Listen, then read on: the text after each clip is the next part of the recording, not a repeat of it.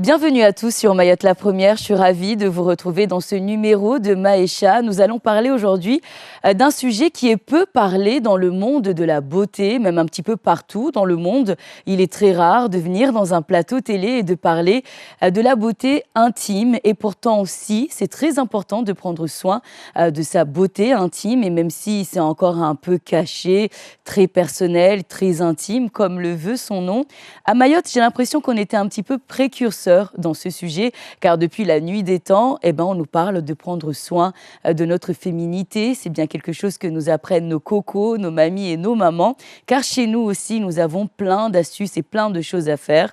Lorsqu'on est une jeune mariée, lorsqu'on est marié, lorsqu'on vient d'accoucher, enfin toutes ces choses, tout ça pour prendre soin de sa féminité, c'est le sujet de votre émission Maïcha aujourd'hui. Pour nous en parler, c'est la jeune génération également à sa manière qui vous propose de continuer cet art et de continuer à prendre soin de la beauté de la femme, de la beauté de notre intimité. On va commencer par présenter une jeune femme que vous connaissez de plus en plus. Ses vidéos font un carton sur les réseaux sociaux, même si on ne la voit pas, mais on voit son travail. C'est Jaïda, comment ça va ? Très bien, merci. Vous êtes, je rappelle, chef d'entreprise et gérante également de l'Institut de beauté. Oui, c'est ça. Très connue, très vue également à Mayotte. Dès que vous êtes arrivé, on se dit mais c'est qui, mais qu'est-ce que vous faites? Car vous proposez des vidéos un peu osées ou même très intimes. Oui, c'est ça. On a voulu un peu être un peu plus original et vraiment montrer la réalité et pas que le côté beau. Et surtout que tout le monde puisse s'identifier. Puisqu'on a toutes le même problème, des poils incarnés, de l'hyperpigmentation, tout ça. Et du coup, voilà. Vous allez nous expliquer d'où vous est venue cette idée et surtout cette envie de ne pas montrer que les visages et les aisselles lorsqu'on parle de la beauté de la femme. Il y a aussi un endroit qui est très intime où il faut en prendre soin. C'est ça. Elle aussi, peut-être que vous allez la découvrir, en tout cas découvrir son visage pour la première fois, mais on la voit aussi sur les réseaux sociaux. Elle nous propose des petits truc assez sympa pour la femme et pour vous aussi, messieurs. Il faut écouter parce que vous pouvez les proposer à madame. Elle s'appelle Ifsa. Elle aussi, elle est éducatrice spécialisée dans la vraie vie, mais elle est aussi spécialisée dans la beauté intime. Comment ça va? Ça va, merci. Vous aussi, vous tenez à cœur à proposer aux femmes mahoraises de prendre soin de leur intimité. D'où est venue cette idée? Alors, ce sont des produits que moi-même j'utilise au quotidien. Du coup, comme j'aime beaucoup ça et que je sais qu'à Mayotte, les Mahoraises raffolent de prendre soin d'elles et de leur intimité, du coup, l'idée m'est venue et j'ai saisi l'opportunité aussi parce que j'avais eu une formation. Du coup, c'est à partir de ce moment-là que j'ai ouvert Nyoranjema. Et que vous proposez justement plein de petites choses. Est-ce que c'est facile de se lancer dans ce domaine-là, Mayotte? Parce que c'est ce que je disais, même si ce n'est pas un sujet, vous allez me donner votre avis après là-dessus. Moi, personnellement, je trouve que ce n'est pas vraiment un sujet qui est tabou parce que on en parle, on voit plein de trucs au marché, dans les magasins. Mais est-ce que de se lancer dans ce domaine-là qui était normalement très gardé par nos mamans, par nos mamies, ce n'était pas difficile? Si, c'était difficile parce que même de me lancer dans l'entrepreneuriat, déjà, on m'aurait dit ça il y a quelques années, je n'y aurais pas cru. Du coup, de me lancer dans les soins intimes aussi, au début, c'est difficile parce qu'on ne se livre pas facilement. Mais au fil du temps, vu que j'essaie d'instaurer une relation de confiance avec les clientes qui viennent à moi, du coup, elles arrivent à en parler, donc c'est plus... À se livrer. Voilà. Et vous, Jaïda, comment ça se passe aussi? L'idée est venue d'où de se lancer? Parce que si je vous ai invité, justement, c'est parce que, à la différence, on peut le dire, des autres instituts de beauté, vous osez vraiment proposer des soins en profondeur à un endroit qui est tout le temps caché. En fait, tout simplement, je ne voulais pas faire comme tout le monde. Et le cœur de l'Institut, c'est vraiment... que n'importe qui va rentrer dans cet institut trouve une solution à son problème. Et au final, aujourd'hui, mon problème, par exemple, à moi, je sais que j'étais très complexée par mes aisselles qui pouvaient être très foncées. Donc, problème, une solution.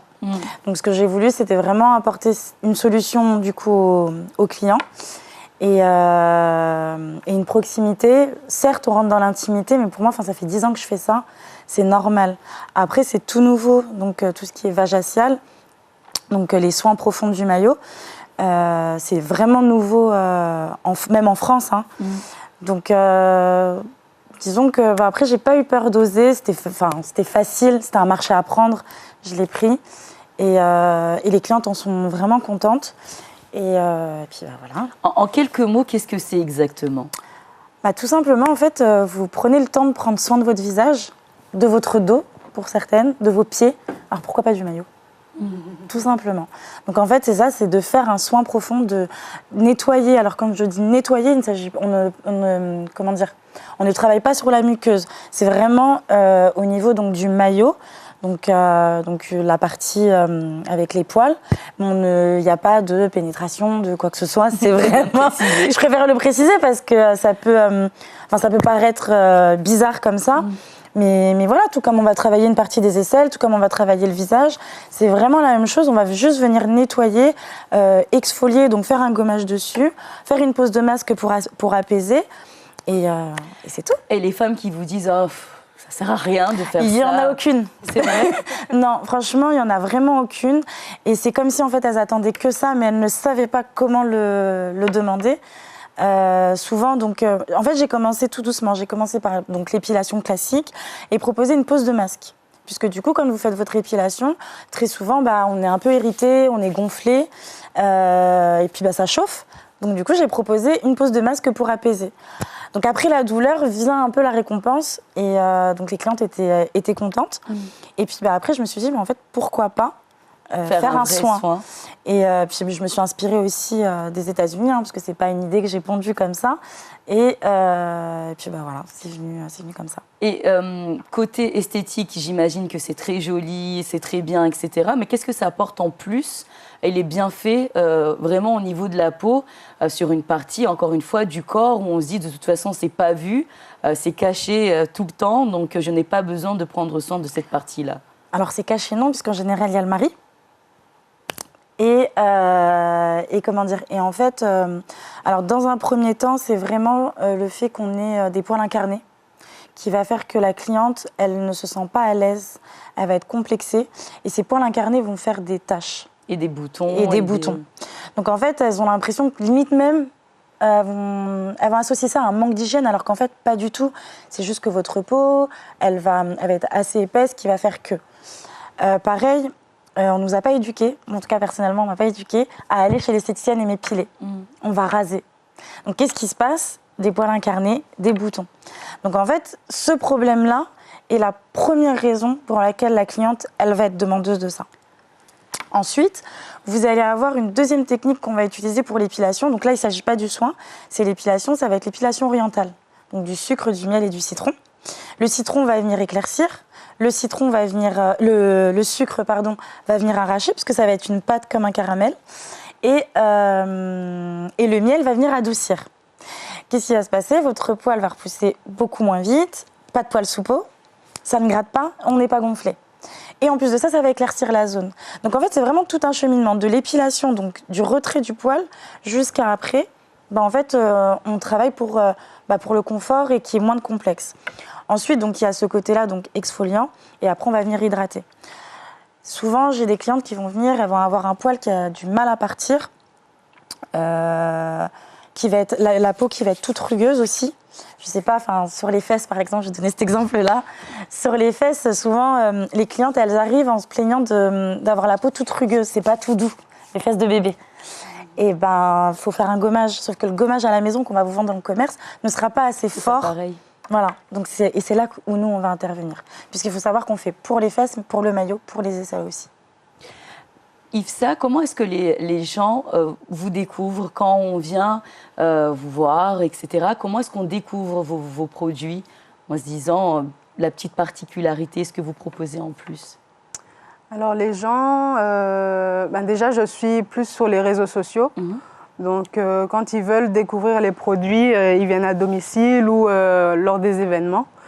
Et c'est vrai que par rapport aux produits que je vends, par exemple il y a les parfums corporels.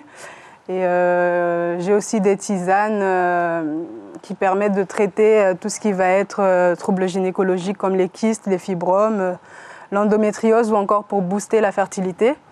Et du coup, c'est vrai que c'est quelque chose qu'on fait souvent à Mayotte. En tout cas, il y a des personnes qui le font déjà. Donc la médecine traditionnelle avec les plantes et tout. Et de plus en plus, les femmes, en tout cas, s'orientent plus vers ça.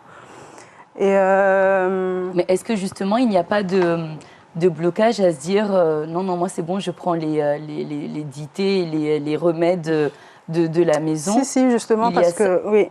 Donc on peut pas pallier, on peut pas faire les deux, ou vous nous proposez justement Oui. Du coup, souvent je vais proposer à celles qui ont des kystes, endométriose ou fibromes, les perles. Et c'est vrai que les perles, c'est pas vraiment connu, donc bon, c'est enroulé. Oui. Ouais. Mais à Mayotte, on découvre tout juste. Enfin, pour celles qui ne connaissent pas. Et c'est des choses que les gens peuvent utiliser seuls. Oui. Vous expliquez comment ça se passe. Voilà. D'accord. Donc du coup, il suffit de dérouler en tout cas la ficelle et ensuite cette perle, on l'insère du coup dans la partie intime, dans le vagin.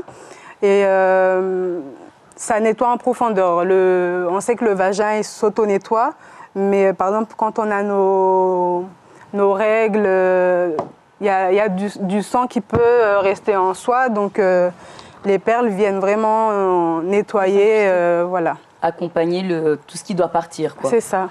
Et ça doit être surprenant aussi pour une femme qui vous voit, qui voit ces choses-là pour la première fois. Là aussi, puisque vous l'avez dit, vous avez eu une formation, il y a énormément de bienfaits pour le corps de la femme d'utiliser. Qu'est-ce qui se passe à l'intérieur? Donc du coup, la perle, elle agit un peu comme un aimant. Donc par exemple, pour les femmes enceintes, les femmes vierges ou les femmes qui portent le stérilet, c'est interdit. Donc pour la femme qui porte le stérilet, c'est interdit, surtout parce que comme ça agit comme un aimant, du coup ça peut bouger aussi le stérilet. Donc du coup ça va vraiment permettre à la femme qui ne peut pas concevoir de booster sa fertilité. Et pendant cette cure de perles, les femmes ne peuvent pas en tout cas avoir de rapport avec leur mari. Et du coup, par exemple, pour les femmes aussi qui ont des douleurs au niveau de leurs règles ou autres, ça peut aussi soulager les douleurs de règles. Les femmes qui viennent vous voir toutes les deux, et vous aussi, puisque c'est ce que je disais, qu'on a beaucoup plus tendance, par exemple, à aller facilement chez l'esthéticienne que de venir vous voir. Mais elles osent, elles se confient. Qu'est-ce qui revient le plus souvent quand je viens vous voir et que je vous demande des produits ou que je... Parce que bon, là on est resté sur l'exemple des perles, mais il y a aussi beaucoup d'autres choses. Mais dans un premier temps, dans un premier contact, qu'est-ce qui revient le plus souvent? Qu'est-ce qu'elles ont besoin, les femmes mahoraises? Elles ont besoin de bien-être. Elles ont besoin de bien-être, de se sentir bien. Donc, par exemple, celles qui vont s'orienter plus vers le muscle intime, ce sera plus pour sentir bon. Donc, c'est le petit parfum. Voilà, c'est celui-là. La petite boîte. Et vous vendez aussi, enfin, vous proposez les petites houpettes avec, c'est voilà. Ça? C'est des séductrices. Donc, les petites houpettes, c'est ça. C'est vrai. Les petites houpettes parce que, du coup, donc, les houpettes sont des cotons. Donc, avant de pouvoir utiliser le muscle intime, il faut déjà humidifier le coton pour ensuite appliquer le muscle intime dessus et ensuite le mettre sur soi. Donc, on peut le mettre donc, sur l'entrecuisse, la laine de la partie intime et du coup ne pas en mettre à l'intérieur. Enfin, c'est juste une utilisation externe. Et qu'est-ce que ça apporte en plus, le fait d'être bien, de prendre soin de cette partie-là du corps? Elles ont confiance. Toutes les deux, ça. voilà. Elles ont confiance. Qu'est-ce qui se passe en plus? Qu'est-ce que ça apporte en plus dans le couple ou même chez la femme? Ouais. Mais en fait, c'est le couple. C'est c'est monsieur qui va venir déposer madame. Non, c'est vraiment... et je trouve que c'est... En fait, c'est mignon. Elles sont plus sûres d'elles. Elles sont bien. Elles sont vraiment bien. Elles se sentent... Et puis, contrairement à ce qu'on pourrait penser, elles ne s'épilent pas forcément pour monsieur. Hein. Elle s'épile avant tout. En tout cas, aujourd'hui, moi, je vois la différence entre aujourd'hui et il y a 10 ans. Elle s'épile beaucoup pour elle-même. Après, il y a déjà une raison un petit peu hygiénique aussi. Oui, oui. Bon, même s'il y a d'autres partisans anti-poil ou anti-épilation. Oui, enfin, oui. Chacun son délire. Oui, c'est ça. Mais il y a aussi cette petite explication hygiénique de vouloir venir vous voir plus souvent. Ouais. Pareil, vous aussi, ce qu'on disait, que vous êtes en contact avec des femmes qui ont des difficultés, qui ont des règles douloureuses, qui n'arrivent pas à avoir d'enfants facilement. On se confie à vous, à toutes les deux, puisque vous voyez quand même une partie très, très cachée du corps de la femme. Qu'est-ce qui peut être un frein pour elle?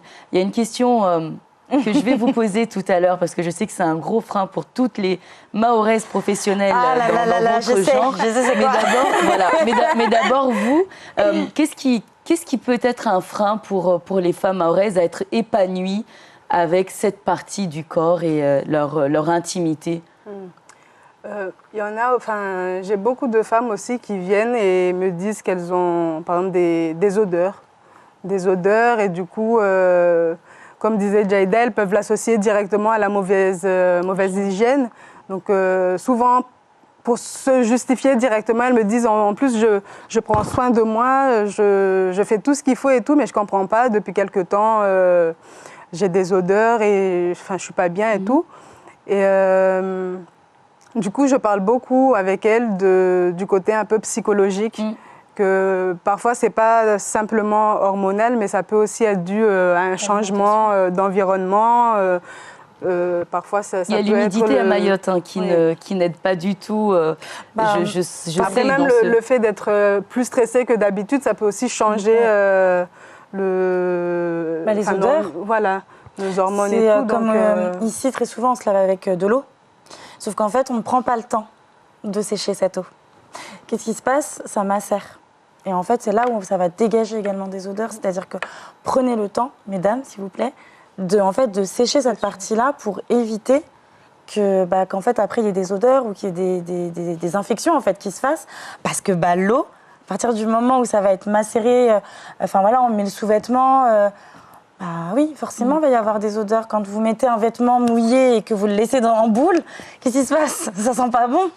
C'est vraiment des choses toutes bêtes comme ça, mais auxquelles, en fait, on ne pense pas. Et en fait, il y a tellement un tabou sur ces choses-là que une fois, j'ai eu une cliente, je l'ai épilée, et en fait, elle a saigné. Parce que quand on arrache le poil, effectivement, ça peut saigner. Elle a cru que je l'avais déviergé. Donc, c'est une anecdote comme ça, mais ça... mes parents, faites quelque chose. Et il y a un autre truc aussi qui est tabou. Je ne sais pas si vous aussi vous êtes concernés par ça, mais je sais que les esthéticiennes mahoraises, elles en souffrent énormément. Ah non, moi je ne vais pas voir une esthéticienne mahoraise, elle va voir ce qu'il ne faut pas voir, imagine elle ne m'aime pas, imagine c'est la maîtresse de mon amant, imagine elle va me prendre en photo, enfin la maîtresse du mari, etc. C'est compliqué. C'est très compliqué. Comment est-ce que vous êtes... est-ce que vous, déjà, vous l'avez vécu? Non. Et qu'est-ce que je l'ai vécu. Alors, moi, je l'ai vécu à mon arrivée à Mayotte, donc il y a 10 ans. Et là, aujourd'hui, à l'ouverture de mon institut, donc il y a 2 ans, je ne l'ai pas vécu. Peut-être parce que je fais typer, donc on me prend pour une réunionnaise, une malgache. Bon, après l'émission, j'espère qu'on ne va pas faire partir... Non, c'est pas grave. Mais du coup, voilà. Qu'est-ce qu'on peut dire aux femmes mahoraises qui nous regardent, leur dire que c'est en fait, on est dans naturel. Déjà, c'est naturel. Moi, pour tout vous dire, quand elles arrivent en cabine, je vais même pas regarder la tête de la personne. Moi, ce que je veux savoir, c'est le type de poil pour savoir quel type de cire je vais utiliser et comment je vais travailler. Les maillots, les uns et les autres, personne n'est pareil. Il n'y a pas de maillot parfait.